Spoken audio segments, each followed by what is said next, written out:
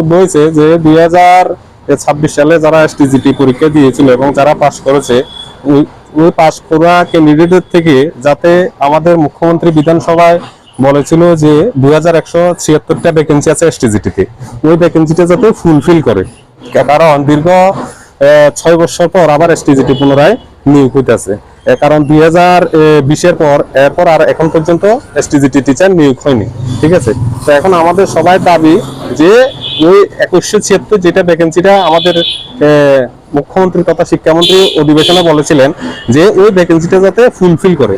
তাতে আমাদের কি হবে, আমাদের ক্ষেত্রে অনেক ক্যান্ডিডেট আছেন যে তারা এবারে লাস্ট এক্সাম দিয়েছে, এরপরে তারা আর এক্সাম দিতে পারবে না, কারণ তাদের বয়স ওভারেজ হয়ে যাবে, তখন তারা আর এক্সাম দেওয়ার কোনো চান্সই থাকবে না এবং তাদের ভবিষ্যৎ নষ্ট হয়ে যাবে। আর তাছাড়া এখন এই ভ্যাকেন্সিটা যদি ফুলফিল করা হয় তাহলে আমাদের বিভিন্ন স্কুলে যে শিক্ষকের স্বল্পতা, ওই শিক্ষকের স্বল্পতাটাও দূর হবে এবং ছাত্রছাত্রীরা সঠিকভাবে পড়াশোনা করতে পারবে।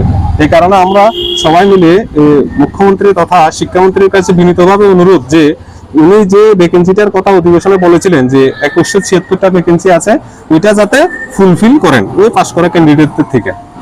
কতজন রয়েছে? আমরা তো টোটাল 3000 প্লাস স্টুডেন্ট পাস করেছে। এখন এর মধ্যে থেকে ওই যে ভ্যাকেন্সিটা ফুল করতে গিয়ে যাদের যাদের নিয়োগ করা হবে, কাট অফ যতটুকু যায় ততটুকুর মধ্যে নিয়োগ করার জন্য আমরা বিশেষভাবে অনুরোধ জানাচ্ছি শিক্ষামন্ত্রী তথা মুখ্যমন্ত্রীর কাছে। আগে কার কার কাছে দেখা করতে? এর আগে আমরা টিআরবিতে কথা বলে এসেছি যে ভ্যাকেন্সিটা যাতে ফুলফিল করে। তো এখন তাদের বক্তব্য, তাদের হাতে তো কোনো কিছু নেই, বলছে মন্ত্রিসভায় যেটা সিদ্ধান্ত হয় সেটাই আমরা মেনে নেব। তাদের কাজ হলো শুধু রিক্রুটমেন্ট করা, তাদের কাজটাই এটাই যে মন্ত্রিসভা থেকে যে শূন্যপদগুলো নিয়োগ করার কথা বলবে, তাদের কাজ হচ্ছে ওই শূন্যপদগুলো পূরণ করার জন্য যাবতীয় যা কিছু করা দরকার ওইটাই তারা করবে, শুধু টিআরবিটির কাছে এটা। তখন তারা বলেছে যে সবগুলো মন্ত্রিসভার হাতে। মুখ্যমন্ত্রীর কাছে কোনো বক্তব্য আছে?